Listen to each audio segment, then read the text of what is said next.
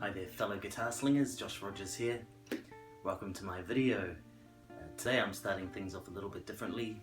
I've had a few questions coming in from my legion of 176 subscribers, all asking me about cabinets for the AX8. I'm going to start off with question number one.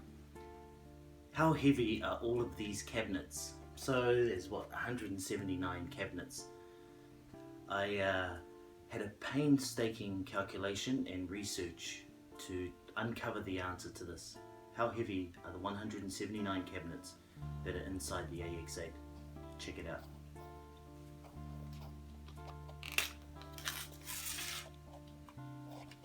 After all of my intense calculations, the answer is a lot.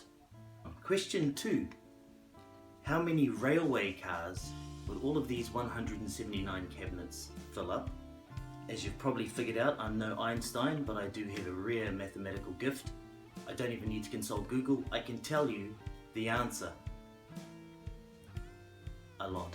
Anyway, enough of the maths lesson. It's time to head over and uncover all the mysteries and enigmas and secrets inside the AX8. Let's go.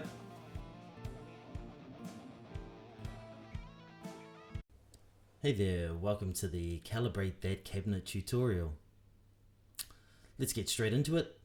I'm going to choose any old cabinet, and that's done by right clicking and then clicking on cab, and then a cabinet's going to come up. We're going to move across to here, effect type. If you click on it, you're going to see 4 options coming up: high ultra res, normal res, stereo ultra res, stereo. I like to think about these different options when you're looking at a telescope or using a telescope. Here we have high and ultra. That's actually 2 different telescopes, if you will.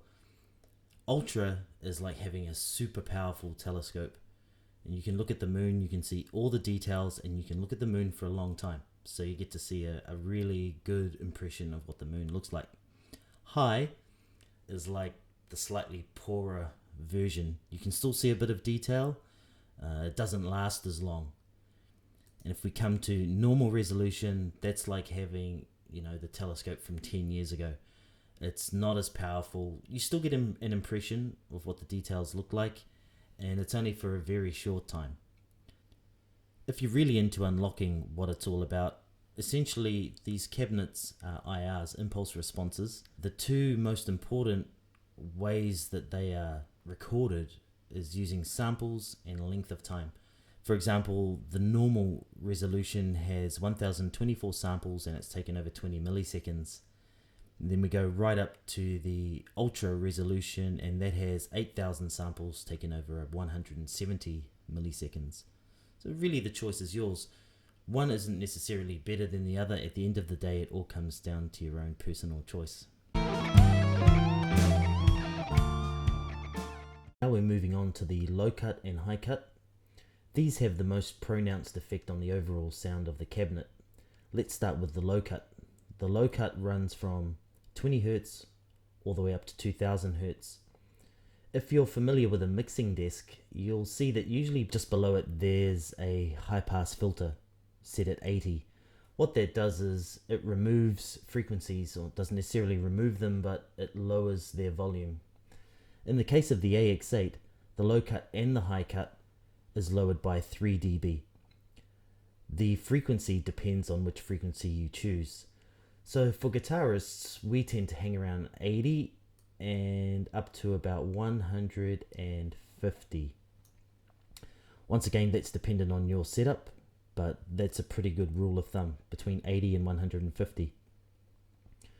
That can give your bass player a little bit more room in the mix too. So let's move across to the high cut. The high cut runs from 200 all the way up to 20,000 Hz. Most guitarists tend to run somewhere between 5,000 and 10,000.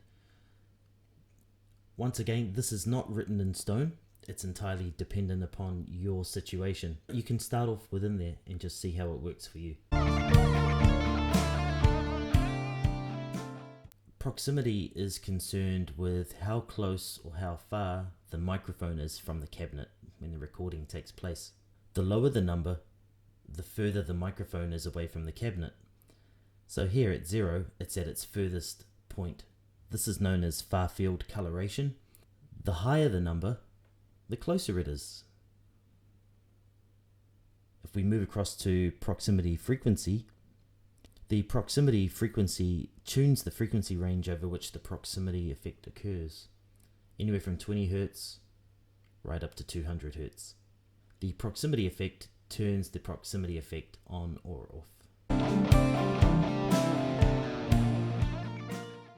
Let's take a quick look at the proximity effect if you're using a stereo setup. So here we have selected stereo ultra res, and you'll see that the screen is slightly different. If we come over to the link button and press on, you'll find that the proximity effect is linked. That's the only thing that I could find so far that links. It's only this.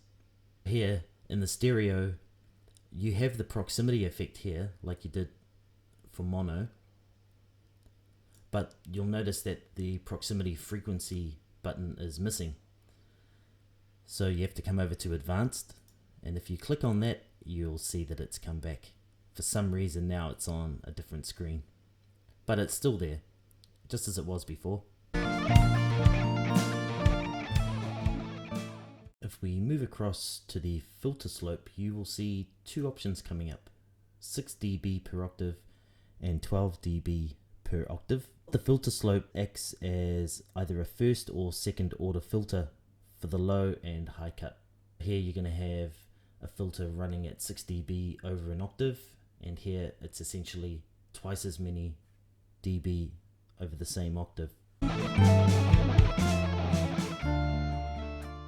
The delay is something that can add space or make your cabinet sound like it has an open back. This is probably more relevant if you're using a stereo setup. So let's go back to the effect type and choose stereo ultra res. In the left channel we have the Fender that I chose at the beginning of the tutorial. Down here we have the F073 Mesa traditional recto. It's got Celestion V30s in it. It's using a combination of two mics, the Shure SM57 and the Roya 121. Let's just head back to that delay. Delay is going to make the cabinet sound as if you're a little bit further away from it, like a real world setting. The favored setting seems to be 0.06. In the stereo configuration, you would only set one to be at around the 0.06 millisecond mark, not both. Otherwise, if you choose both, you're going to have like a cancellation effect happening. Those aren't set in stone. You can choose how you want to delay, but that's just the basic idea behind it, to create more of an open world, real sound. That concludes the tutorial about cabinets and IRs and how you can adjust the sound inside the AX8. I hope you've enjoyed the video. If you like it, please press like, and if you want to hear more from me, please subscribe. And as you know, let your fingers fly.